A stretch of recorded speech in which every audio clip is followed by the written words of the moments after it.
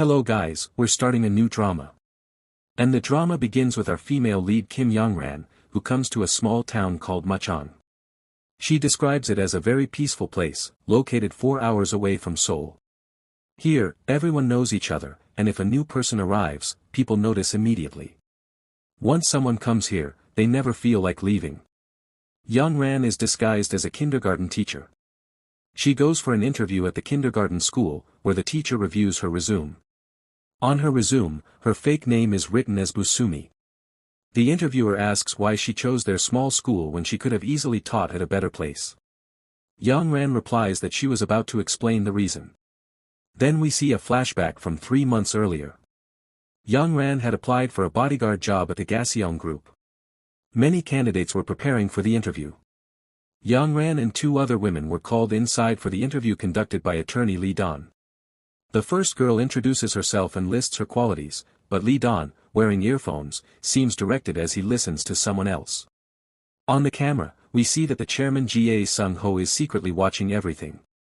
Lee Don doesn't look impressed and calls Youngran next. After reading her resume, he bluntly tells her she's too old to be a bodyguard and that her license is still unused. Youngran explains that she does not have a car, which is why her license is unused. But Lee Don dismisses her. Not giving up, Youngran starts listing her achievements and insists she can become a capable bodyguard. Lee Don calls her closer and tells her that they need someone tactful, and that's a quality she lacks. He asks her to return to her seat. But suddenly, Youngran rushes forward and attacks Lee Don. He almost falls, but she quickly saves him and explains, an attacker always strikes suddenly, like I just did. A good bodyguard not only defends but also counterattacks. The chairman, watching on camera, is impressed and says, hired. Even Lee Don accidentally blurts out that she's hired. Shocked, Youngran lets go of him, dropping him to the floor, but quickly apologizes. Excited, she realizes she got the job. Later, Lee Don explains the rules to her. She must stay with the chairman 24/7, no weekends, no holidays. Just then, he gets a call and finds out about her criminal record.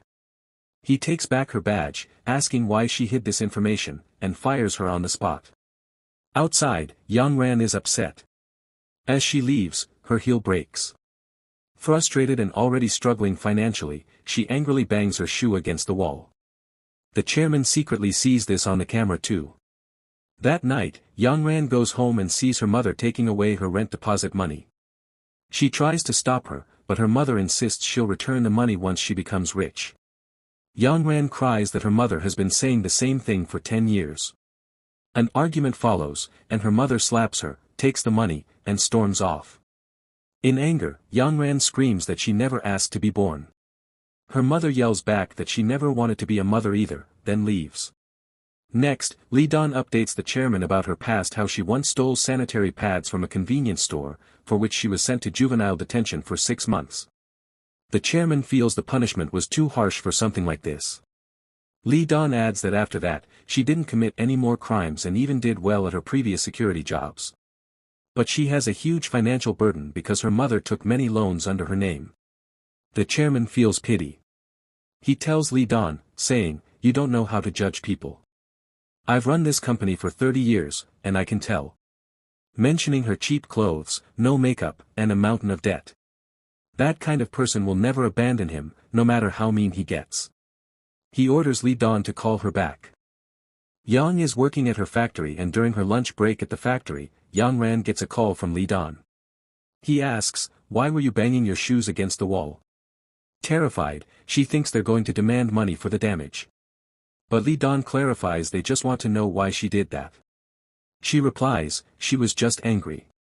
Hearing this, the chairman instructs Lee Don to rehire her. Though reluctant, Lee Don says she can start from tomorrow. Youngran is overjoyed and shares the news with her best friend, who is equally happy for her. In Machang, we're then introduced to our male lead, Dong-min, who exports strawberries. Later, Youngran arrives at the chairman's mansion with her belongings. Amazed at the huge place, she looks around excitedly. Dong-min is also there, delivering strawberries to the chairman. While delivering a batch to the chairman, something almost injures him, but Youngran saves him, though he doesn't see her face. He thanks her and Yang leaves. Inside, Butler Choi welcomes Yongran, shows her around, and tells her which areas belong to the chairman. She also shows Yongran her room and explains she'll be sharing it with her roommate. When Yongran sees her bed, she receives a call from Lee Don, summoning her to the chairman's house. She leaves, while the butler Choi notices her cheap clothes and looks unimpressed. Yang goes inside and is left stunned, because the place was so big and beautiful. While she is still looking around in awe, Lee Don asks her to come further inside. Then he tells her the rules: she'll be given a daily schedule, and she must follow it strictly. He also instructs her to always be ready by 8 a.m. Yang nods. As she is about to leave, she asks how many bodyguards the chairman had before her. Lee Don replies that she is the fifth one, and then warns her that between 11 p.m. and 6 a.m., she must stay inside her room and not step outside at all. After this, he dismisses her. When Yang returns to her room, she finds her roommate, Baek Hai, and notices her own bag lying open. She asks why Baek had touched her bag, but Baek casually says that her bag is not very good to look at. Yang says she might look at it out of curiosity. Yang explains that she doesn't really own anything special.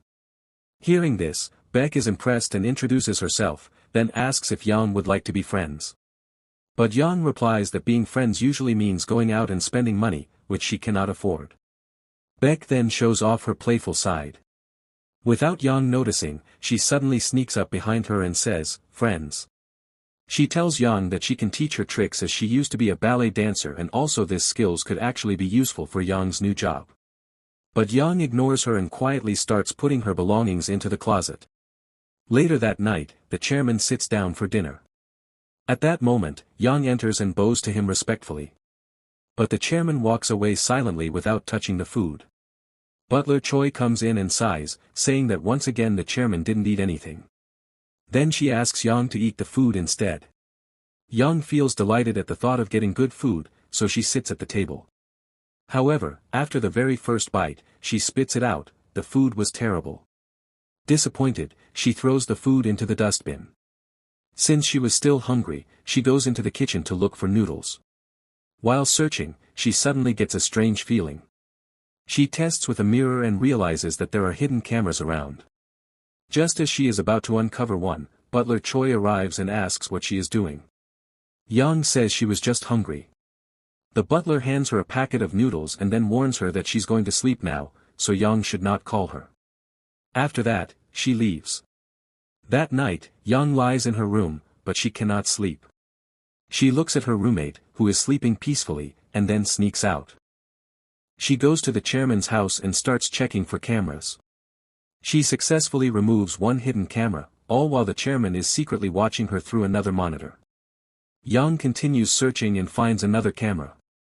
Standing directly in front of it, she shows her fist in a bold gesture. Watching her confidence and skills, the chairman feels impressed. The next morning, when the chairman leaves for his office, Yang is there to open the door for him. He notices her loose sleeves, taps her hand with a stick, and sternly says that if someone grabbed her by the sleeve, how would she manage to escape? Yang immediately folds up her sleeves. The chairman then notices the mark on her arm. Without saying anything, he gets into the car. The driver tries to make small talk with him, but the chairman silences him instantly, and the car heads toward the company.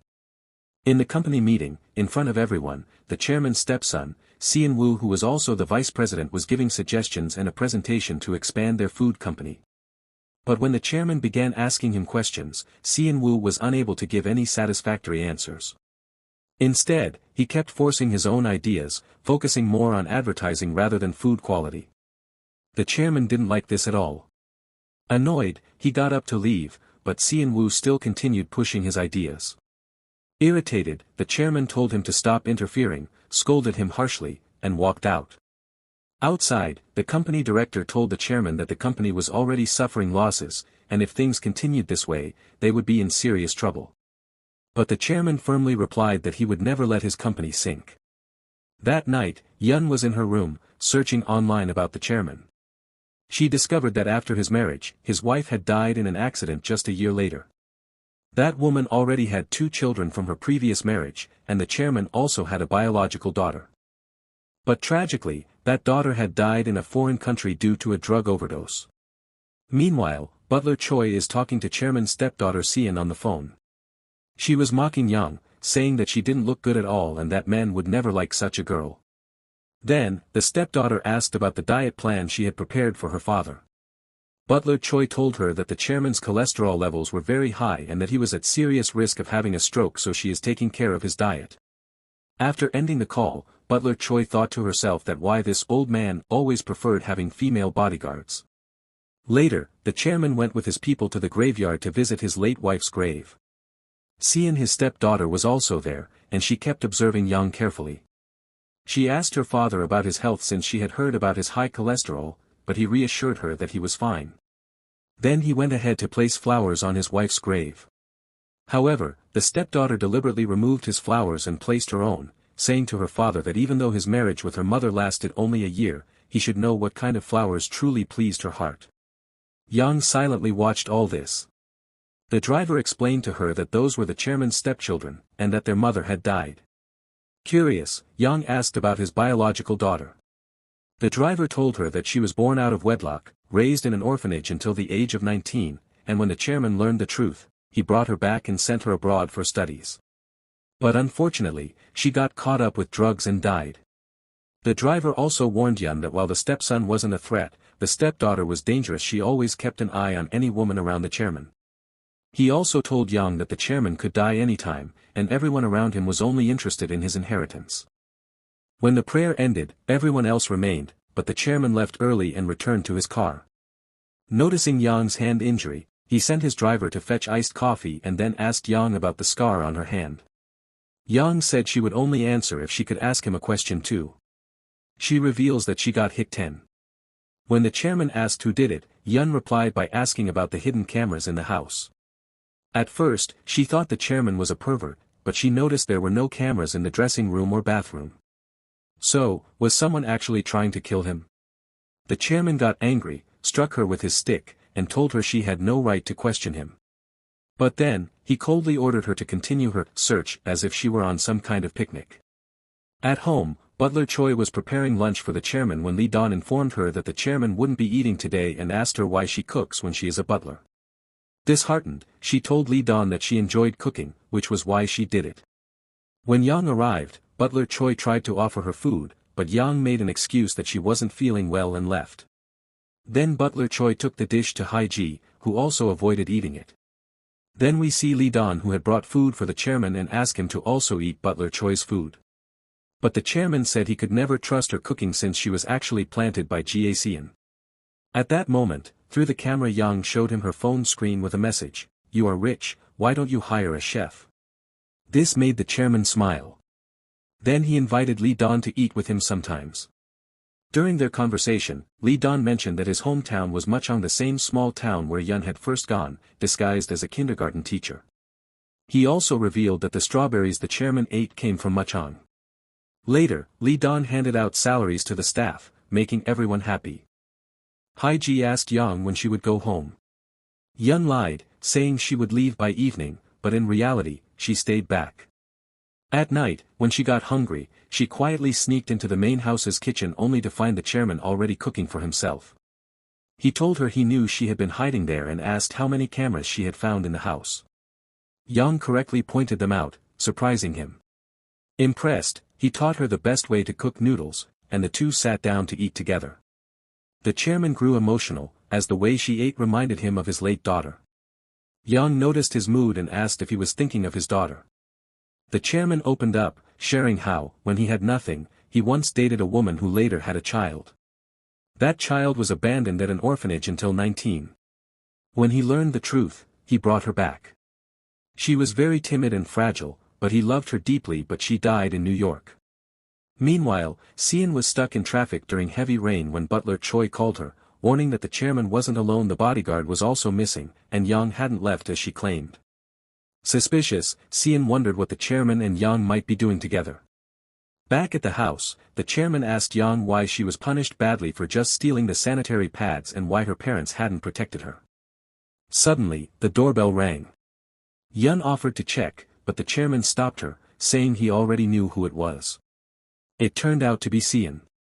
Quickly, he ordered Young to hide. Seon entered and looked around, trying to find Yang. While hiding in the cupboard, Yun was reminded of her childhood, when she used to hide in the same way to escape her abusive father who often beat her.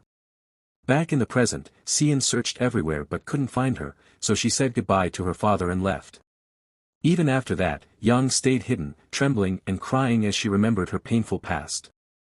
After some time, she finally stepped out and, without saying a word, left the house. The chairman quietly watched her go. Yang was in her room, still shaken from the incidents of that night. The next morning, she received a call from the chairman, asking her to meet him. When she arrives, the chairman opens his secret room to her. As Yang stepped inside, she saw the place from where the chairman used to watch and monitor everything. Slowly, she walked closer to him and asked if someone was really trying to harm him.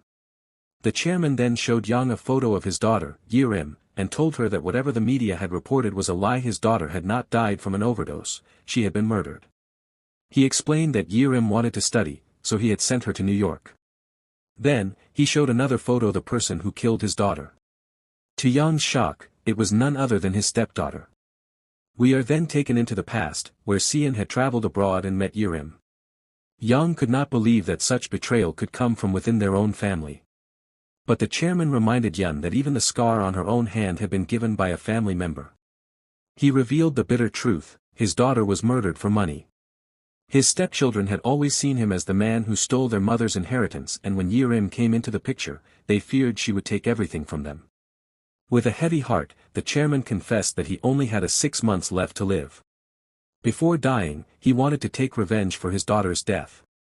He then went to his locker, opened it, and revealed stacks of gold and cash inside.